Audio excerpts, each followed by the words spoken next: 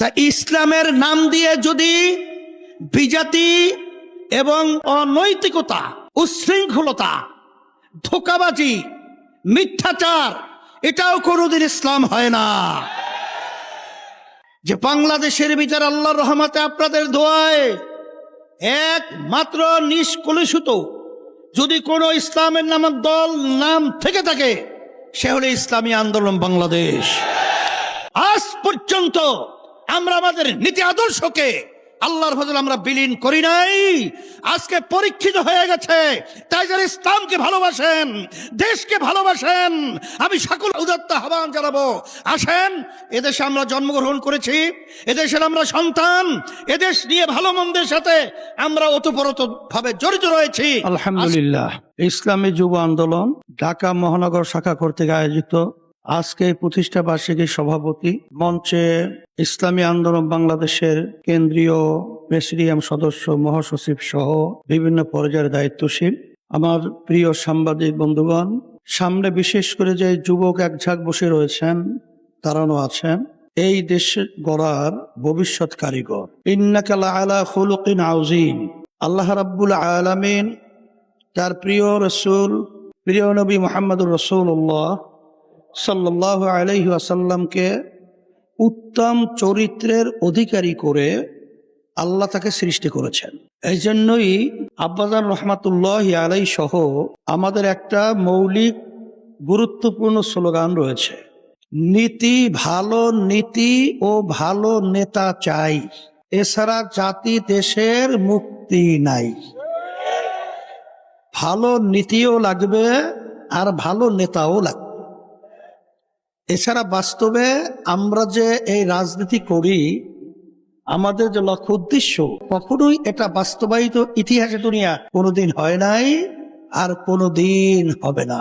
বর্তমানে বাংলাদেশের যারা নাকি আওয়ামী লীগ, বিএনপি, জাতীয় পার্টি সহ অন্যান্য আদর্শ নীতি আদর্শ নিয়ে রাজনীতি করে, তারা তো ইসলাম নীতি আদর্শ বাস্তবায়ন করবে এই কথা বলে তারা রাজনীতি করে না।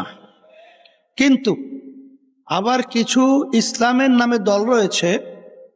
আমাদের গ্রামে একটা বড় প্রবাদ বাক্য রয়েছে, একেবারে দেখতে কালো, নাম দেশে দলা মেয়া। কিন্তু আসলে দলা মেয়ার সাথে বাস্তবে তার কি মিল আছে? তাই দলা মেয়া কয়ে যদি কালো মেয়াকে চালানো হয়, তাহলে কালো মেয়া কোনোদিন দলা মেয়া হয় না। তা ইসলামের নাম দিয়ে যদি বিজাতি এবং অনৈতিকতা, উচ্ছৃঙ্খলতা, ধোঁকাবাজি, মিথ্যাচার, এটাও কোনোদিন ইসলাম হয় না।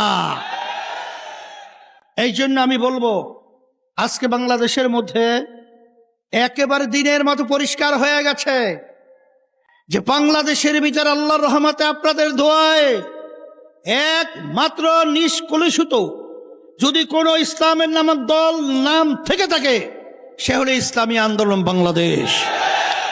এই জন্য আপনারা দেখেছেন আমাদের প্রতিষ্ঠা থেকে শুরু করে অদ্যাবধি পর্যন্ত আল্লাহর রহমতে আপনাদের দোয়ায় আমরা কোনো ক্ষমতার এবং কোনো অর্থ, কোনো সম্মানের মোহে আজ পর্যন্ত আমরা আমাদের নীতি আদর্শকে আল্লাহর ফজলে আমরা বিলীন করি নাই।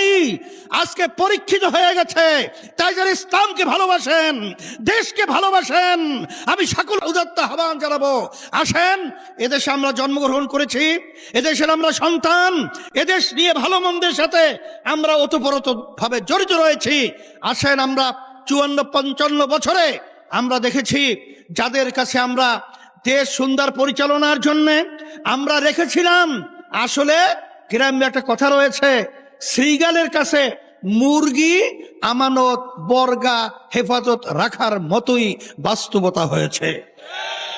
এদেশের কল্যাণ যদি আমরা চাই, এদেশের মুক্তি যদি আমরা চাই, আসেন আমরা ইসলামী নীতি আদর্শ নিয়ে যদি আমরা সামনে অগ্রসর হতে পারি, আর এটা বাস্তবায়নের জন্য সবচেয়ে বড় ভূমিকা পালন করবে আমার যুবকেরা। এই জন্য আমি যুবকদেরকে বলবো, আসো তোমরা আদর্শবান যুবক হও, তোমরা চরিত্রবান যুবক হও। যদি আজকে আদর্শবান এবং চরিত্রবান যুবক হতে পারো, সেদিন বেশি দেরি নয়, এই দেশের মধ্যে সর্বশ্রেণীর পেশার মানুষ দুনিয়াতে শান্তি এবং আখেরাতে মুক্তির পথ তারা দেখতে পাবে। এই আশাবাদ ব্যক্ত করে তোমাদের সম্মেলন যারা করেছো ধন্যবাদ জানিয়ে আমি দোয়া করে তোমাদের কাছে দোয়া চেয়ে আমি আলোচনা শেষ করছি। রব্বানা আতিনা